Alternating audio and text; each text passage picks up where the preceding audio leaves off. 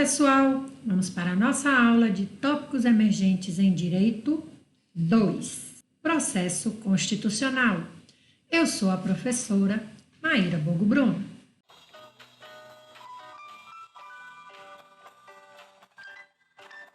Nesta aula, nós vamos continuar os estudos sobre as ações constitucionais típicas. Vamos estudar o remédio constitucional ação popular e a ação constitucional típica ação civil pública. A princípio, vamos dar uma relembrada nos remédios constitucionais que nós já estudamos. Habeas corpus, habeas data, mandado de segurança e mandado de injunção.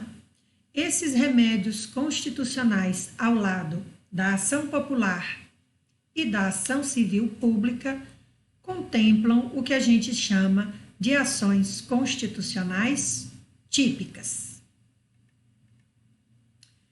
A ação popular é o meio constitucional posto à disposição de qualquer cidadão para obter a invalidação de atos e contratos administrativos, ou a estes equiparados, ilegais e lesivos, do patrimônio federal, estadual, municipal ou de suas autarquias, entidades paraestatais e pessoas jurídicas subvencionadas com dinheiro público.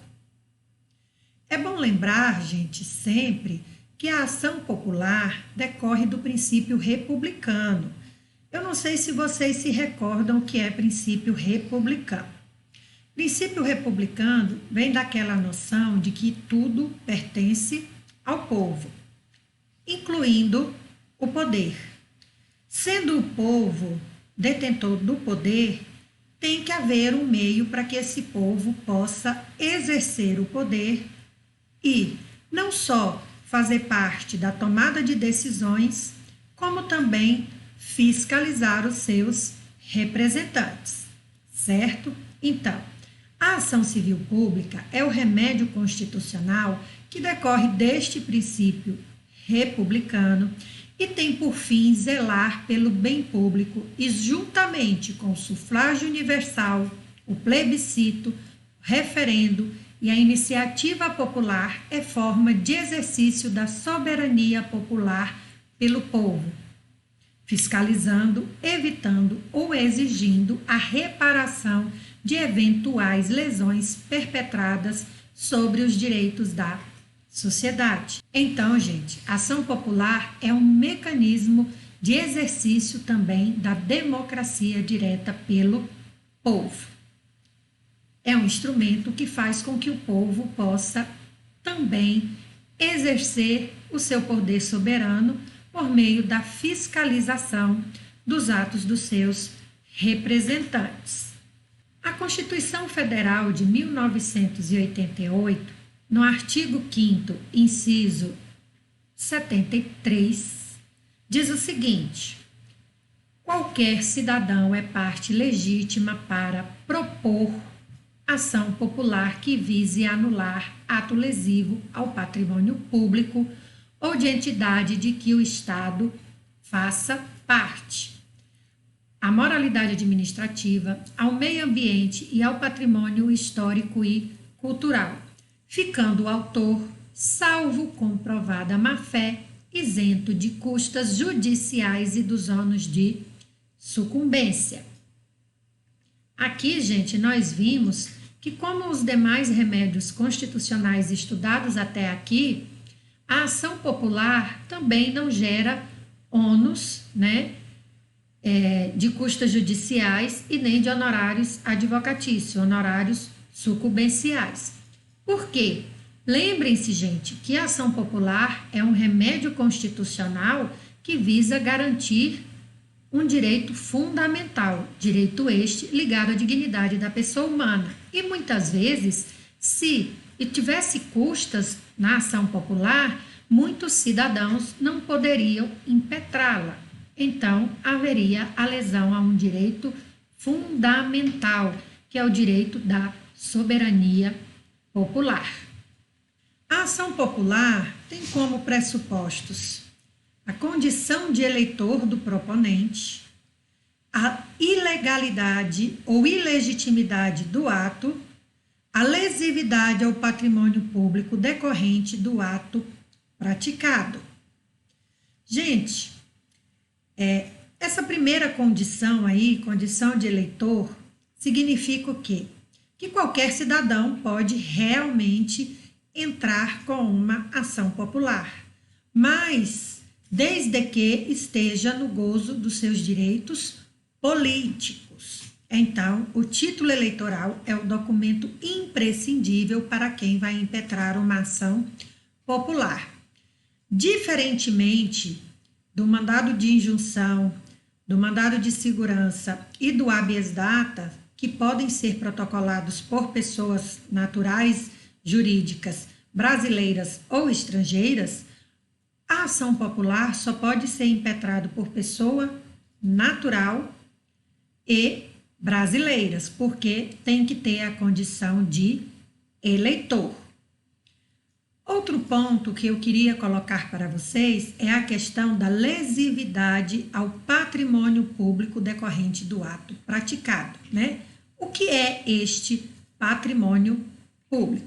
O patrimônio público aqui, a título de ação popular, engloba tanto bens e direitos de valor econômico, artístico, estético, histórico, cultural ou turístico.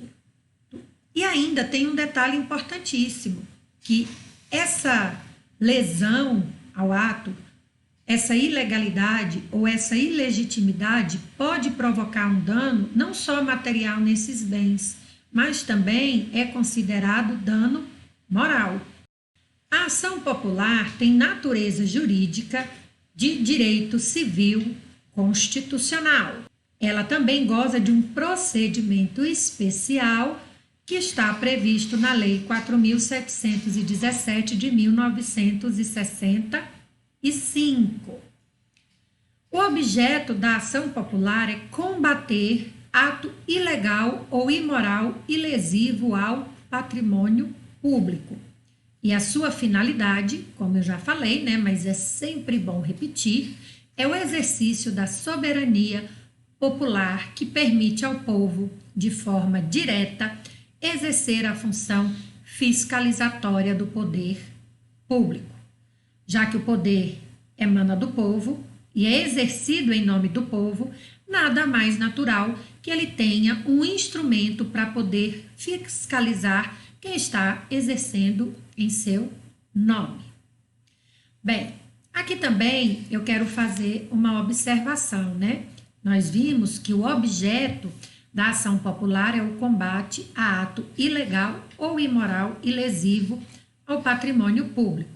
Bem, esse ato ilegal ou imoral, ele não abarca, certo? Para você anular esse ato, não pode ser lei em tese, nem ato de conteúdo jurisdicional, ou seja, leis e atos normativos e decisões judiciais não podem ser objeto de ação popular. A ação popular, gente, também não pode ser usada onde caiba ação de inconstitucionalidade, né? Ação direta de inconstitucionalidade. Ou também para proteger interesses particulares ou individuais. A ação popular não pode ser utilizada nos casos em que couber ação direta de inconstitucionalidade, nem para proteger interesses privados particulares ou individuais. Por que isso? Porque a ação popular, junto com o mandado de segurança coletivo, o mandado de injunção coletivo e a ação civil pública, ela tem como objetivo defender direito coletivo. Aqui, especificamente, o direito da soberania popular, o direito do povo de exercer o poder por meio dos seus representantes e fiscalizar a sua atuação. Quanto ao requisito objetivo e subjetivo da ação popular, temos o seguinte: O requisito subjetivo somente tem legitimidade para propositura da ação popular ou cidadão. Lembra que eu falei da questão de estar no gozo dos direitos políticos, de estar com seu título eleitoral em mãos? Então, isso é um requisito subjetivo, né? A prova dessa cidadania, a prova dessa condição de cidadão para o ingresso em juízo se dá por meio do título de eleitor ou documento que a ele possa ser equivalente.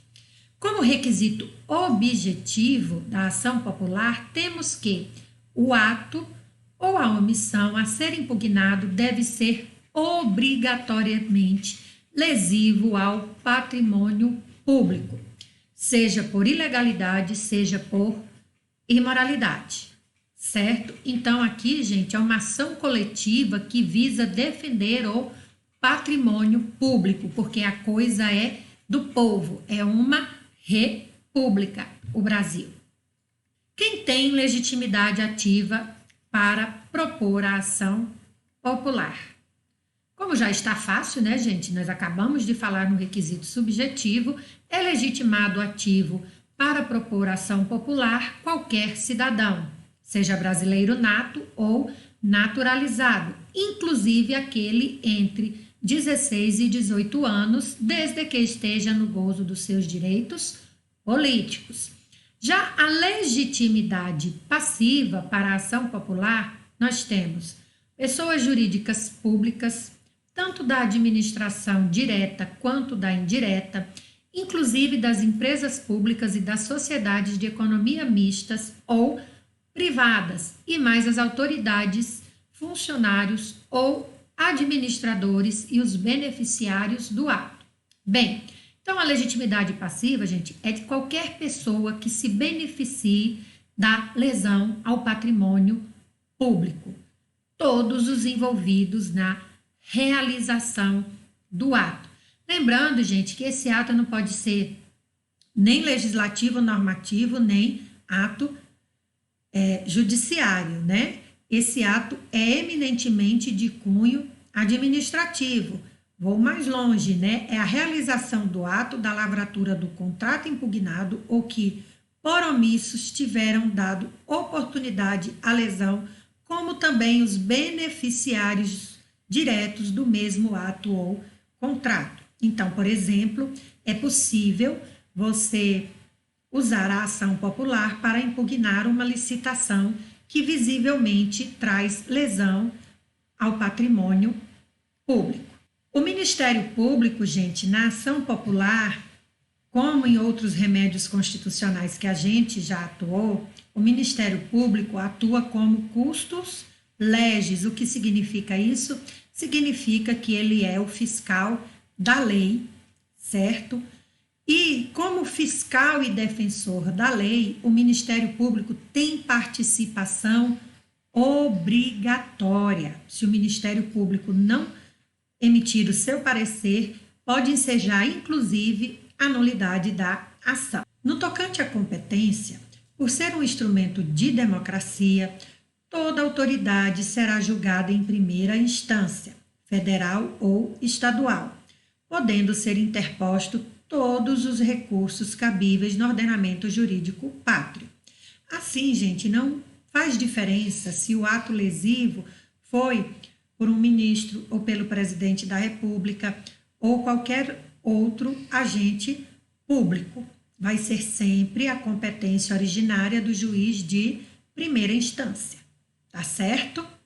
Combinado?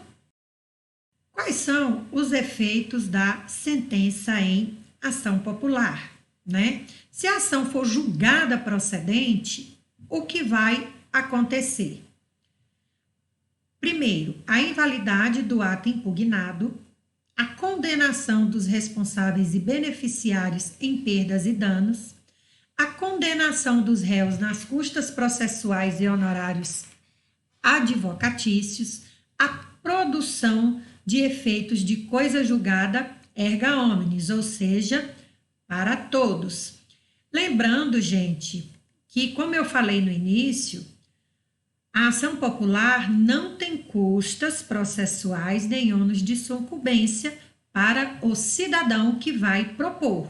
Agora, para a pessoa que praticou o ato lesivo ao patrimônio público, em caso de procedência da ação, ela arca sim com todas as custas, tá bom? Além da indenização por dano moral ou material cabível ao caso. Lembrando também que, havendo improcedência da ação, seja por insuficiência de provas, seja por ser infundada, ficará o autor, salvo comprovada má-fé, isento de custas judiciais e ônus da sucumbência. Ou seja, por ser um instrumento da democracia, a ação popular, em caso de improcedência, o cidadão que impetrou não vai ter que pagar nem custas nem ônus de sucumbência. Claro, desde que não tenha agido com má-fé. Por quê? Porque a ação popular é uma ação coletiva, então defende direitos de toda a coletividade. Por isso, facilita-se o seu acesso ao judiciário. Agora, gente, vamos passar para as espécies de ação popular. Nós temos a ação popular preventiva e a ação popular repressiva.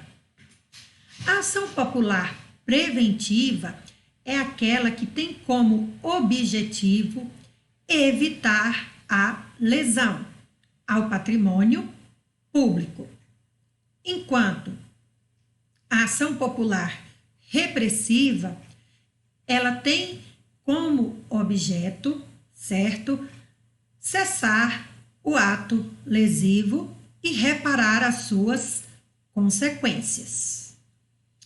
Bem, sobre a ação popular, isso era tudo que a gente tinha para tratar neste momento. Agora, vamos passar ao estudo da ação civil pública. A ação civil pública é um instrumento processual que cabe ao Ministério Público para o exercício do controle popular sobre os atos dos poderes públicos, exigindo tanto a reparação do dano causado ao patrimônio público por ato de improbidade, quanto a aplicação das sanções do artigo 37, parágrafo 4º da Constituição Federal. Diz o seguinte: os atos de improbidade administrativa importarão a suspensão dos direitos políticos, a perda da função pública, a indisponibilidade dos bens e o ressarcimento ao erário na forma e gradação previstas em lei, sem prejuízo da ação penal cabível. Então, gente, a ação popular, além de ser um instrumento de controle do Ministério Público dos atos do poder público, também é uma forma de punir o administrador público e aquele que com ele concorreu por atos o quê? De improbidade administrativa que violam os princípios inerentes da administração pública. Sobre a ação civil pública, a Constituição Federal diz o seguinte: são funções institucionais do Ministério Público. Aí lá no inciso 3º, fala assim: promover o inquérito civil e a ação civil pública para proteção do patrimônio público e social, do meio ambiente e de outros interesses difusos e coletivos. A lei que trata da ação civil pública, coloca como interesses difusos e coletivos os seguintes: o meio ambiente, os direitos do consumidor, os bens e direitos de valor artístico, estético, turístico, histórico e paisagístico, e qualquer outro interesse difuso ou coletivo. E também coloca neste rol de cabimento da ação civil pública a infração da ordem econômica, da ordem urbanística, da honra e da dignidade de grupos raciais, étnicos ou religiosos. E, por fim, ao patrimônio público e social. Vocês estão vendo, gente, que a ação civil pública é um instrumento que a Constituição Federal põe na mão do Ministério Público para ele cumprir a sua função de fiscal da atuação do poder público, no sentido de evitar atos que importem dano ao patrimônio público e a toda essa gama de direitos difusos e coletivos que eu acabei de enumerar para vocês. A natureza jurídica da ação civil pública é de direito civil constitucional. O objeto, como já deve estar bem claro para vocês, né, é a proteção do patrimônio público e social, da moralidade e legalidade dos atos administrativos e de interesses e direitos difusos e coletivos. A ação civil pública, como a ação popular, também tem um procedimento especial. O procedimento da ação civil pública encontra-se na Lei 7.347 de 1955 e tem como finalidade a responsabilização por danos morais e ou patrimoniais causados por ato imoral ou ilegal, ou seja, por atos de improbidade administrativa. Quem são os legitimados ativos para a impetração da ação civil pública? Embora a Constituição Federal mencione só o Ministério Público, a Lei 7.347 de 1955 apresenta todo esse rol aí para vocês. Ministério Público, Defensoria Pública, União, Estados, Distrito Federal, municípios, autarquia, empresa pública, fundação, sociedade de economia mista, associação que esteja constituída há pelo menos um ano, nos termos da lei civil e que inclua entre suas finalidades institucionais a proteção ao patrimônio público e social, ao meio ambiente, ao consumidor, à ordem econômica, à livre concorrência, aos direitos de grupos raciais, étnicos ou religiosos ou ao patrimônio artístico, estético, histórico, turístico e paisagístico. Significa que essa lei 7.347 de 1955 é inconstitucional? Não, gente, não é isso. É o seguinte, a Constituição põe dentre as funções do Ministério Público a de propor ação civil pública para a proteção de direitos e interesses difusos e coletivos e do patrimônio público por atos de improbidade administrativa, certo? Então, é uma função do Ministério Público, não significa que é competência exclusiva do Ministério Público. A Constituição não estabelece isso, e é por isso que a Lei 7.347 de 1955 estabelece todo aquele rol, trazendo outras entidades que podem sim ser legitimados ativos da ação civil pública. É importante salientar que, se não for o Ministério Público o proponente da ação civil pública, certo? Ele tem que intervir no processo como custo legis, ou seja, embora ele não seja a parte autora da ação, mas ele vai sim ter que prolatar o seu parecer ministerial sobre a ação civil pública sob pena de nulidade. Então, é obrigatória a participação dele, mesmo que não tenha sido ele que tenha proposto a ação. A legitimação passiva para a ação civil pública engloba todos os responsáveis pelos atos que originaram a ação, podendo ser pessoas físicas, jurídicas, de direito público ou privado, enfim, todos aqueles que de algum modo concorreram para o ato que gerou a ação.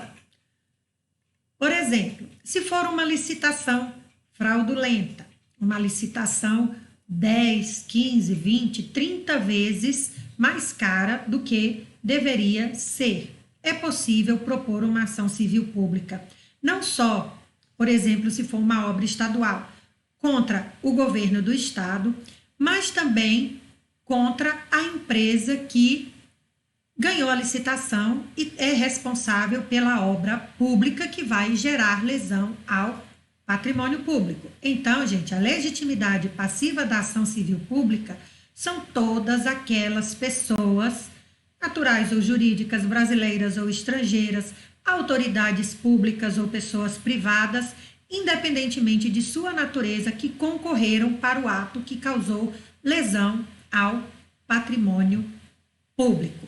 Isso é muito importante. E a competência para o julgamento da ação civil pública.